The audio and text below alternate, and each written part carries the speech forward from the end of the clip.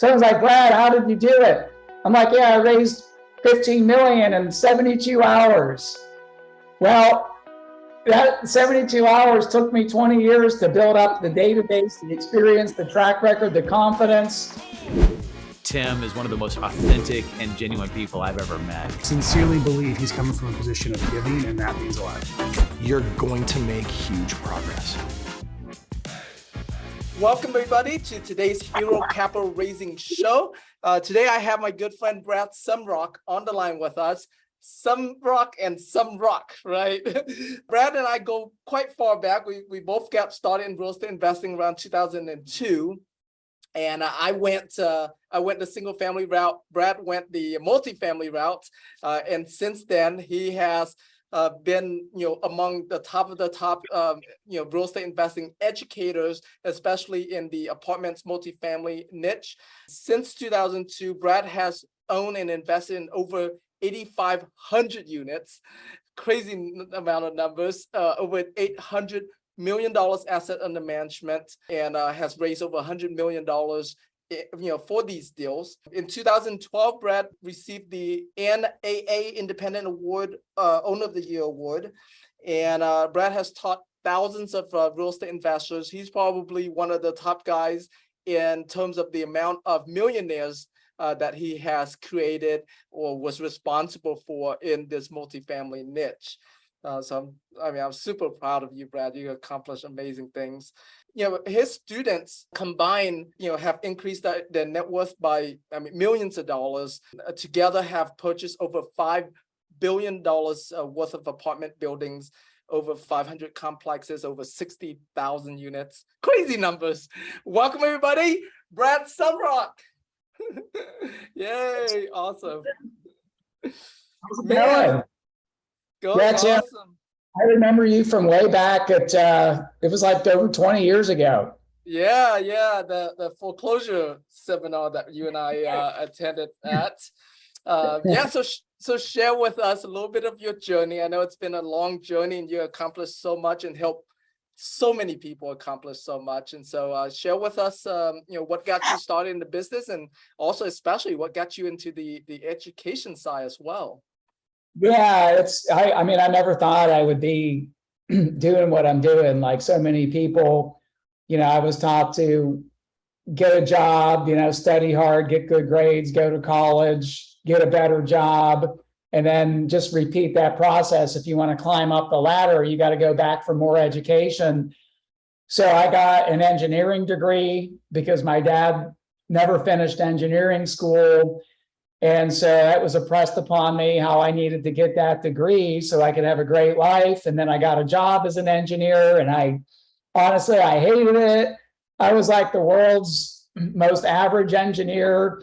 Came in late, left early, took long lunches, wasn't getting promoted, I wasn't in my groove, Mm-hmm. But I wanted to do better. So I was like, I'm going to go back to school, get an MBA. Did that, and I actually started studying for my third degree, which was law school back in 2000 or 2001. And then I read the Rich Dad Poor Dad book when it came out around that time.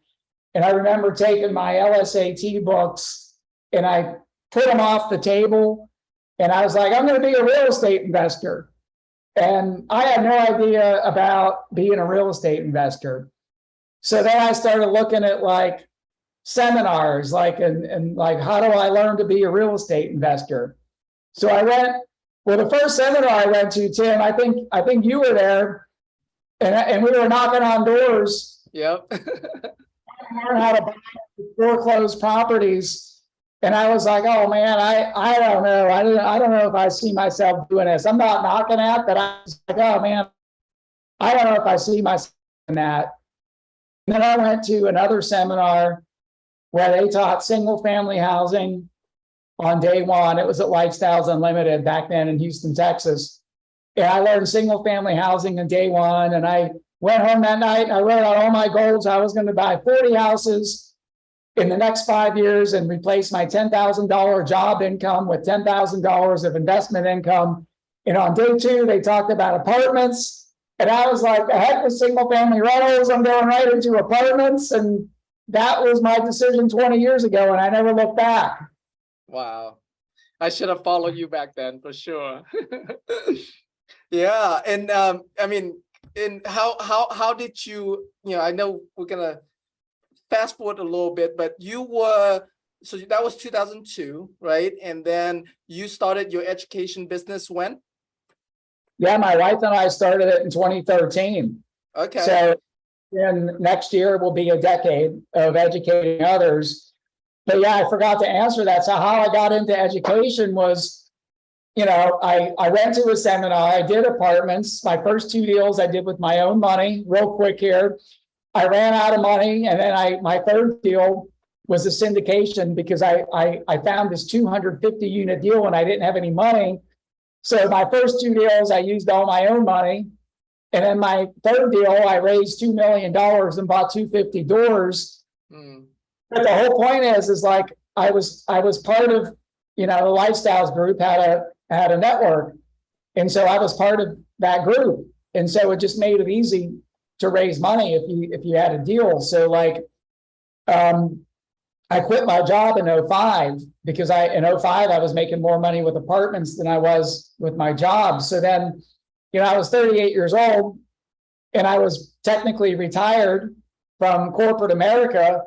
And that's when I started mentoring other people. It wasn't with my own company yet, but I was like a mentor at the Lifestyles organization. And I just found that like, that was my groove, because when I went to that seminar, I was the most skeptical person in the room. I thought it was a bunch of crap, like I thought going to seminars was a bunch of crap. I went on a leap of faith. I spent $500. I was embarrassed. I didn't tell any of my friends, but it worked. And so that's how I got into the education business. First, I was working with my original mentor, and then and I started doing that with Lifestyles in 06 or 05 or 06. And then in 2012, I left. And at that point, I had already had a couple thousand doors, and I left. And I was out of the education business for a year. And then I was like, man, I really miss mentoring and helping other people. So in 2013, me and my wife started our own. And next year we'll be, in our own education business for a decade. So that's the short story. That's awesome. Yeah, and I mean, do you happen to remember by any chance of how many students you have impacted, like that has gone through one of your seminars? I mean, I could probably look in my CRM system, but we've upgraded that like 3 or 4 times. But it's been about like probably, I don't want to embellish the numbers, but thousands and maybe tens of thousands that have been to our seminars. That's and awesome. Then, I love it. Over 600 documented millionaires from investing in apartments that are in our various mentoring programs and stuff like that. That's phenomenal. Lots of people.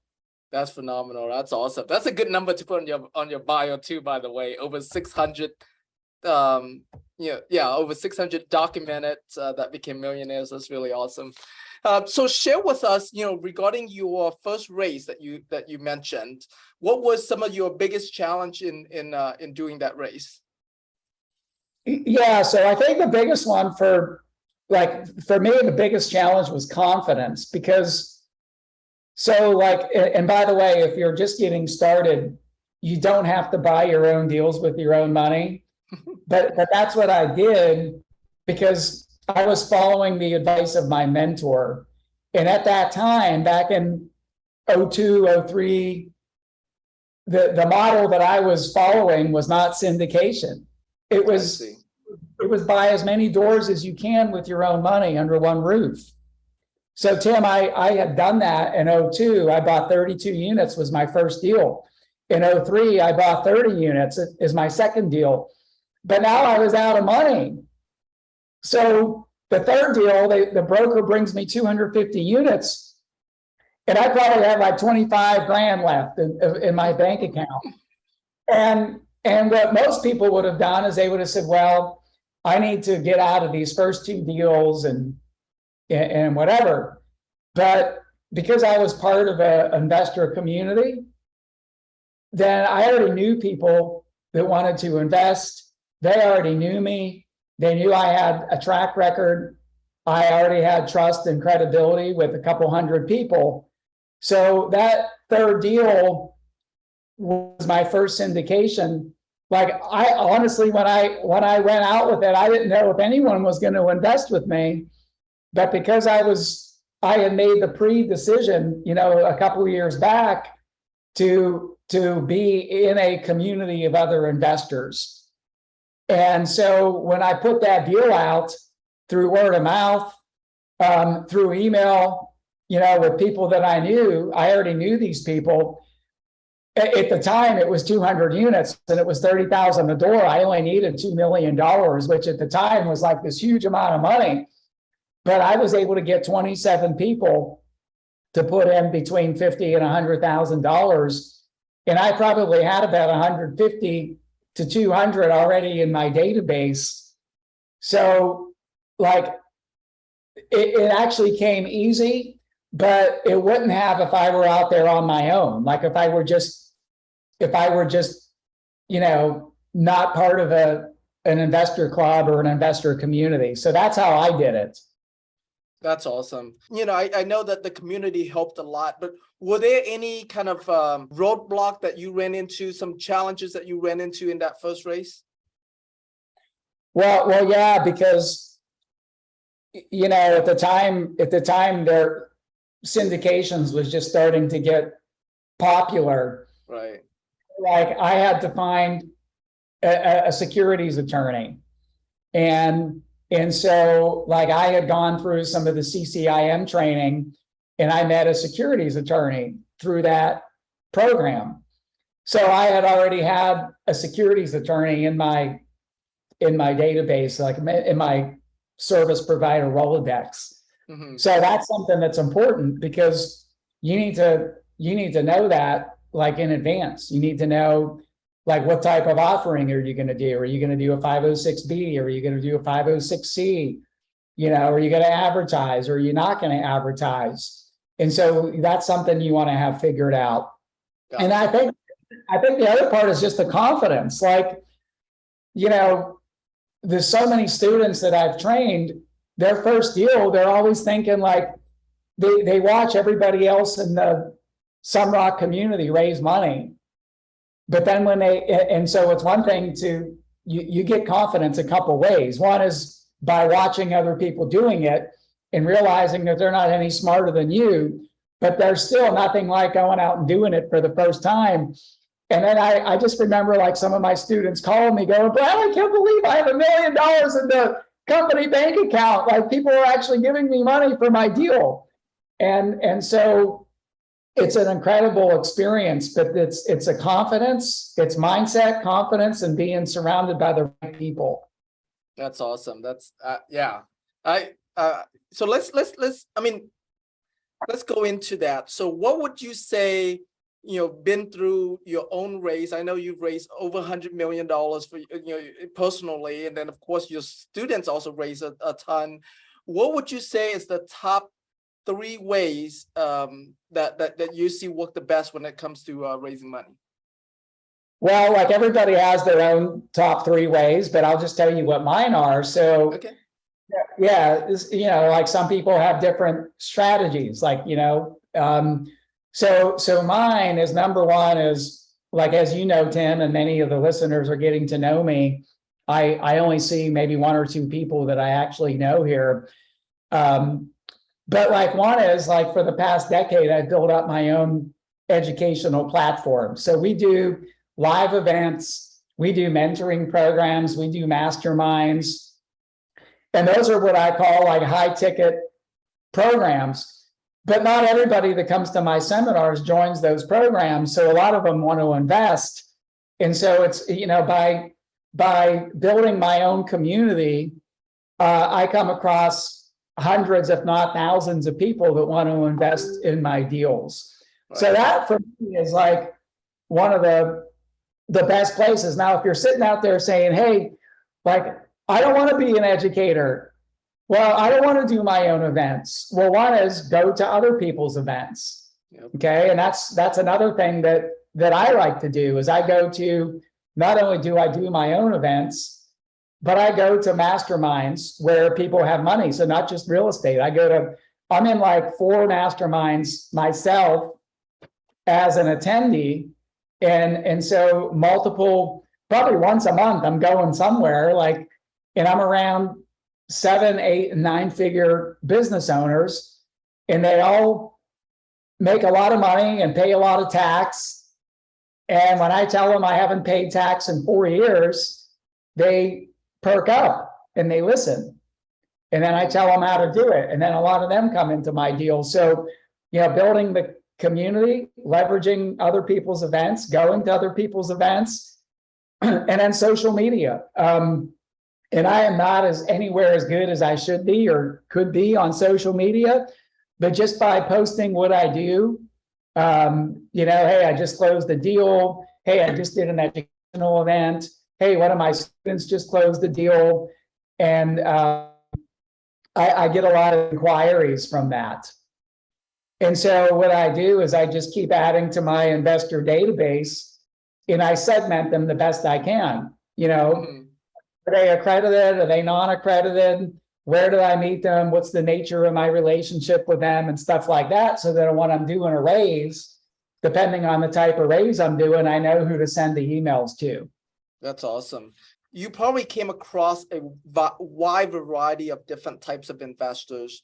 Which investor profile type is among your favorite? Are they entrepreneurs? Are they doctors? Are they athletes? What's the profile type that you like the most? Well, I would say there's really 3. Okay. And, it's hard for me to just give you one. So one, I think I already covered, but it's like a busy professional that makes a lot of money and pays a lot in taxes.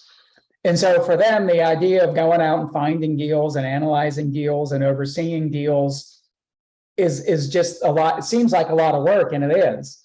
And so that's one of the 3 people that I would talk to. Now, the other 2 might be a little contrarian, okay? And the other 2 for me are people that have jobs and want to get out of jobs, because that was me 20 years ago. And other people might be doing single family or notes, or they're doing smaller deals, but they want to move up. Now, let me explain that, because in my education program, those are also the people that I talk to about being an active investor, like being on the GP team, being on the syndication team. But what I find, Tim, is that a lot of people that are GPs, that are syndicators, GP means general partner, and I'm going to use that term synonymously with a syndicator, is a lot of them also become passive investors. Okay.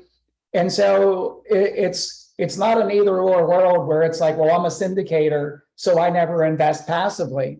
Mm-hmm. And so a lot of my students, they might be in 1, 2, 3, 4, 5 deals as a limited partner or a passive investor before they ever find their first syndication. Does that make sense? Yeah, it does. Yep. Yeah. Very cool. And what's so if you don't mind sharing, what are some of the, especially for someone starting out and doing their first raise? I guess let's go with that ideal person. What would be the where's the first place that you suggest for them to go to do their first raise? Is it events like you mentioned? Is it their everyone on their contact list? What are some of the few top ways that you hey, focusing on this one?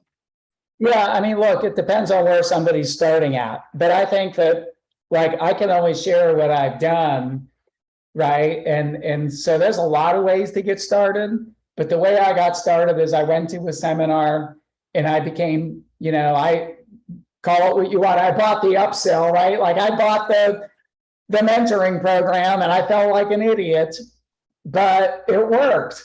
And so I got the education, I got the coaching, and I got part of the investor community. So that's why I'm passionate about what I do. And by no means am I here to be self-promotional. And there's a lot of ways to get there. So number one, let me just generalize. Number one, you want to get educated, because like if I were to invest with you and it was your first deal, you got to ask the question like, well, why would somebody with money invest with you? Mm-hmm. And a lot of people out there are like, well, you're helping them. You're not asking for money. You're giving them an opportunity to. Yeah, that's partially true. But like, people with money already have a lot of opportunities. So like, I got money, and if you don't, you're going to want to say like, why would I give you money? Not you, Tim, but like if you're brand new with no experience, why would I invest in your deal versus somebody I know that has 8, 9, 10 deals? So when you're new, it's good to leverage the experience and track record of somebody else with experience. Mm-hmm. Okay. So if I ask somebody, well, what are your qualifications? Like, this is in corporate America where you could say, hey, I have a degree, but it's like, where did you learn this stuff from? So I would say get educated, invest in yourself. And then I would also say you want to be a part of an investor community, or at least you want to be attending and building an investor database, because people invest with people they know, like, and trust. And if the first time they're hearing from you is at a conference and you're pitching them a deal, they're not likely to invest with you. And not to mention, is it SEC compliant? If it's a 506B, it's not even compliant, probably, because you don't have that pre-existing relationship with somebody. Right. Okay. All right. So like the steps are educated and build up your database through people and get people to know, like, and trust you. And again, there's a lot of ways to do that. Right. So let's assume, they get started, they joined the group, and now they're connected in the network, and they're like, you know what, I'm going to go big. I'm going to raise $100 million this year. So if you were that person and your goal is to raise $100 million, your first year in the business, how would you do it?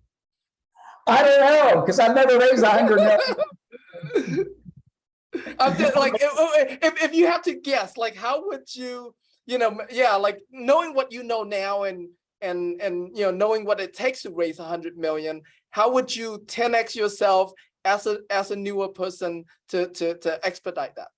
Yeah, that's a great question. So actually, like right now, like that's where I'm at now. It's like, because I've raised over 100 million, but it's been 20 years. Mm-hmm. Okay. And I've been going deal by deal. I don't have a fund. And every deal that I do, I could bring 5, 10, 15 million into a deal. Okay. And so again, to me, the whole process is follow the yellow brick road. So like, I would ask myself, well, who do I know that's raised 100 million? Grant Cardone, maybe. And what is Grant doing? And how does he do it? But here's the other thing, and I don't want to get too choppy on this, Tim. I think anybody out there could raise 100 million, but if you're starting from zero, and I don't just mean zero experience, but I mean zero contacts, zero database, zero notoriety, zero followers on Instagram or TikTok or Twitter or LinkedIn or whatever. Like, Grant Cardone is able to raise that kind of money now, but he started with a 40 unit deal. Right. Like, we all look like overnight success, but the overnight, like my database, I just did a raise with, I helped. I raised 15 out of the $18 million on a $51 million deal. Someone's like, Brad, how did you do it? I'm like, yeah, I raised 15 million in 72 hours. Well, that 72 hours took me 20 years to build up the database, the experience, the track record, the confidence. And so, like, going back to your question, Tim, like, I'm not here to say you can or can't do anything. I'm just saying that whatever it is that you want to do, find somebody that's done it and follow in their footsteps. Like, that's what I would do. I wouldn't try to reinvent the wheel. I'd be like, okay, who out there is raising that kind of money? And let's find 4 or 5 of those people, and let me see what I could do to sit down with them, add value to them, learn from them, and follow in their footsteps. Because one of the hardest things to do is reinvent the wheel. Right. Yeah. And just so everyone know what Brad is, the strategy Brad is suggesting is exactly what I'm doing with this capital raising show. So I'm brand new to the multifamily commercial space. And I asked myself that exact question. It's like, I want to be a capital raiser, and what is it going to take for me to, to raise at least $100 million? And so that's why you're on this interview, Brad. So thank you for contributing and being a part of my learning process here. Well, here's the other thing. Like, let's say you want to raise 100 million and you're new. So Tim, let me ask you this: if I were new and I told you I was raising 100 million, just think of the questions you would ask me. Right. Well, Brad, if you're new, who are you investing with? But if I said, hey, I'm investing with this guy and this gal and this person, and here's their track record. So you want to be associated with success as well. Like that's what I would think. Yeah, for sure. That's exactly it. So yeah. I mean, and same, very similar strategy in terms of putting my own money into some of these guys' deals, so that way, when the opportunity comes up for me to help them raise money on their deals, I can ride off of their track records as well. And so it's really, really cool, the stuff you're sharing here, Brad. So what are some of the top ways that you use to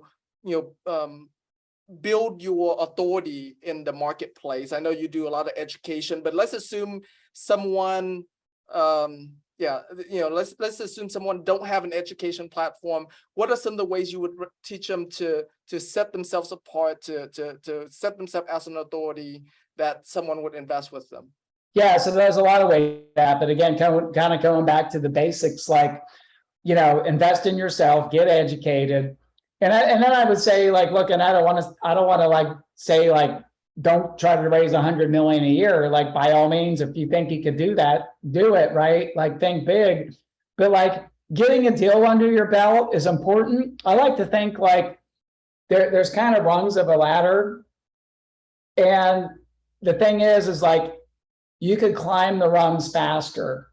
Okay. So I'm not saying, you go as slow as everybody else and dum-de-dum-dum-dum, do one deal a year, or whatever. That's not what I'm saying. But like, once you get the first deal under your belt, it's easier. So like, what a lot of my students do is they come in green and they want to do, like, I talk about doing over 100 units on your first deal. Well, let's just do the numbers, 100 units. And like, you'll be lucky to find something at 100K a door right now, but let's just 100 units at 100K a door is 10 million. And at a 70% leverage, you're looking at a $3 million raise. So then ask yourself, well, where am I going to get $3 million? But if you have the ability to maybe bring in 500K, a million, you could be brought in as a co-GP, as a co-syndicator with somebody with experience. And so, one of the ways that a lot of people get into the game is they get a piece of there's a syndication team or a general partnership team. And so that way you don't have to do everything yourself. Because if you're trying to do everything yourself, find the deal, analyze the deal, secure the loan, raise the money, manage the deal, it's a lot. And that's why, and that a lot is why a little bit of people do it that, they get stuck. But if you start realizing that you can be part of a team where you can contribute as a general partner, then you can build up your ability. Like, I got a lot of students right now, they want to be doing deals, but they're just getting started. So like Tim, like some of them are starting their own Facebook groups. Some of them are starting their own meetups.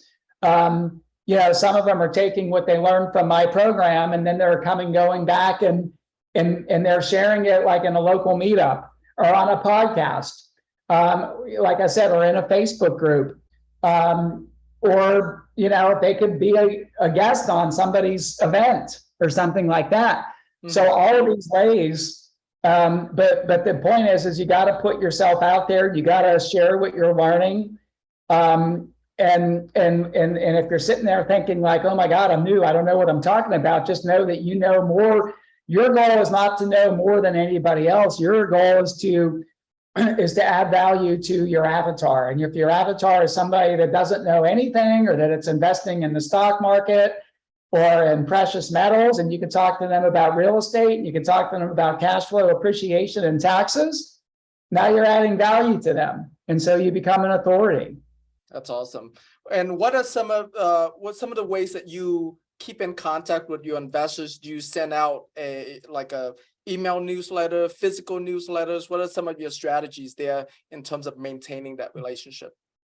Yeah, you want to nurture your investor database. If the only time you're going to them is when you have a deal, they're going to be like, oh, here comes Brad again, and you must have a deal, you know, as opposed to being like, hey, everybody, I just want to update you, you know, on a regular basis. And it could be weekly, monthly, bi-monthly, but kind of get into a cadence where you just say, hey, like, let's say you're a full-time investor, and maybe, you know, you're building up an investor database.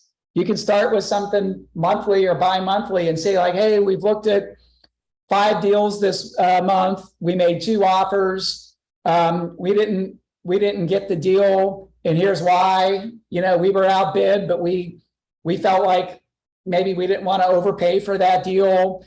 And so you can take everything you do and make it into a positive. Like you don't want to say, oh man, I can't find anything out there. But you just say, hey, I looked at 10 deals. I made 2 offers. I didn't get them. They sold for way over what they were worth. So trust me, I'm only going to buy deals that meet our tight underwriting criteria. These are the types of deals we're looking for with these types of returns. Till next time, see you later, Brad Sumrok. And then you send something out again, and you kind of get into a regular cadence. And then you find something, and it's not the first or the second time they're hearing from you, right? So now you're adding value to them. You're sharing with them what's going on, what you've been doing. And now when you have something, they're more likely to be interested. That's awesome. And do you, like, in your own business, do you do any physical newsletters? Well, I mean, like I do like a monthly digital newsletter. So if you mean like I don't send out like a piece of paper, you know. Right.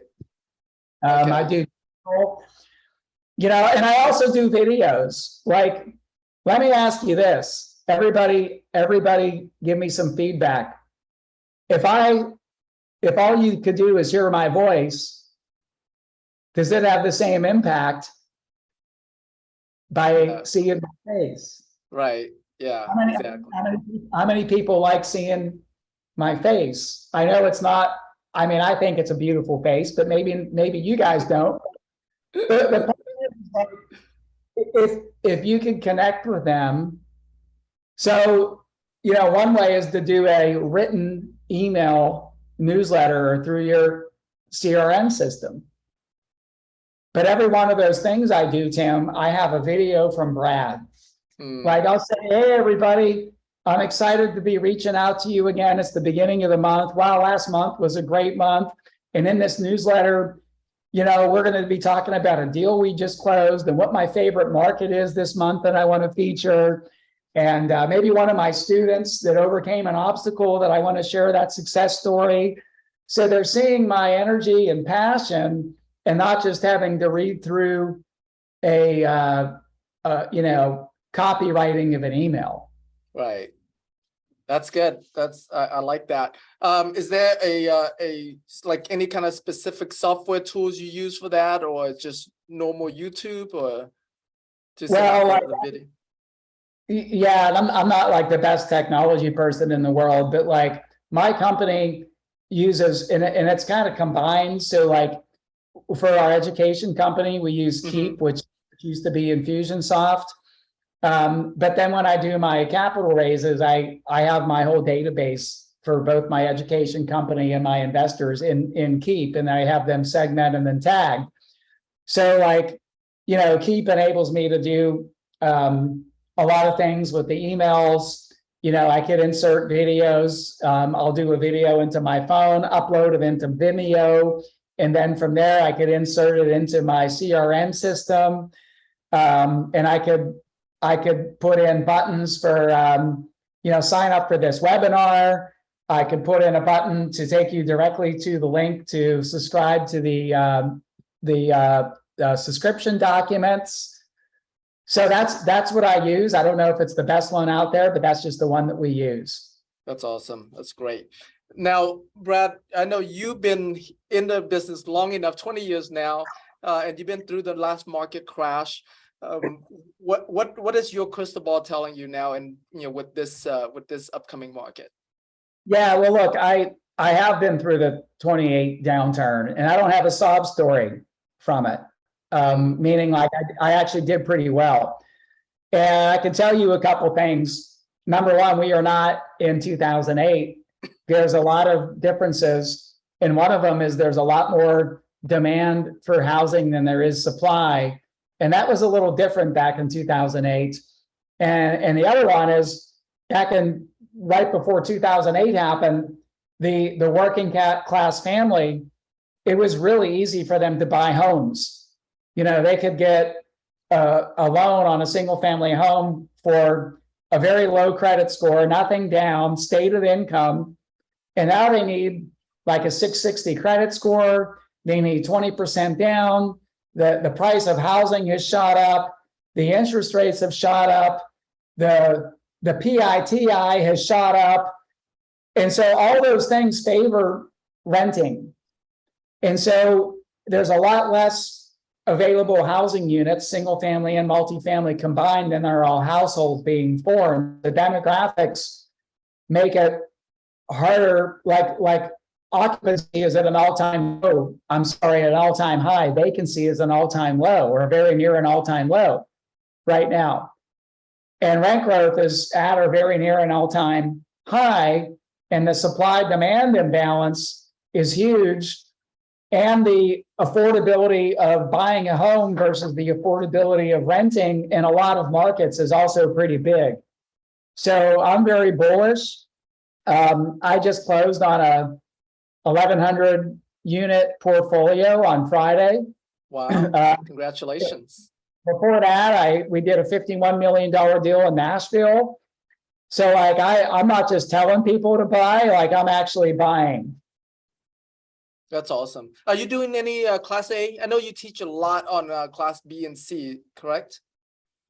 Yeah, look, I do whatever. Like I bought a Class A last year. I bought a Class A right in Uptown Dallas, right off of 75. If anyone here is from Dallas, it's like right between West Village and Knox Henderson for like $238 a door. At the time, it seemed so expensive, but now things in that area are selling for like $400 a door. Like it's crazy. So yeah, like I mean, look, my bread and butter deal was B and C, but I'm not limited to that. And I bought A's, and I have students buying A's, and it's it's the same, but there are some unique differences as you move up and down the property class spectrum. Mm-hmm. Right. You mentioned that you don't have a sob story from the 2008 market crash. Can you share why do you think that is so? Is it because of the asset type that you went after, or what had you thrive in that market while a lot of people got taken out?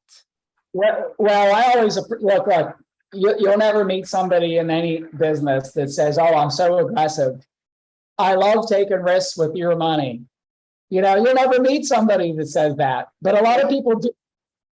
And how they do it is back in like 2007, for example, there were people getting 80% loans plus 15% mezzanine finance, which is a fancy term for a secondary lender that would come in that was like, if you had a Fannie Mae 80% loan, they would approve a secondary lender. It was called mezz financing. So there were people getting into deals with like literally 95% leverage, 5% down. And a lot of those people, when the times got tough, they were underwater. And they also, I mean, look, a lot of people could put a deal together, but as an LP, as a limited partner, there's a few things you want to look at. Number one is, what is their, how much, what is their like capital stack in terms of syndicated equity versus debt and maybe private equity, and who's getting paid first, second, and third. And then the other is like, I mean, Tim, I hate to say this, but there's a lot of people putting the deals together, but if you open up the hood of their own financials, they have very little net worth and liquidity. Like I've been in deals in 2000. I bought a deal in 2007. It didn't go well. I had to loan the entity $600,000 of my own money. Well, I didn't have to. I could have, if I didn't have the money, I would have been calling investors and saying, hey, we got a capital call. Or I would have turned the keys into the bank and everybody would have lost their money. Right. But, so like you hear things like the GP team really matters, not only their experience, but like how much liquidity and net worth do they have and what are they willing to do if things turn south.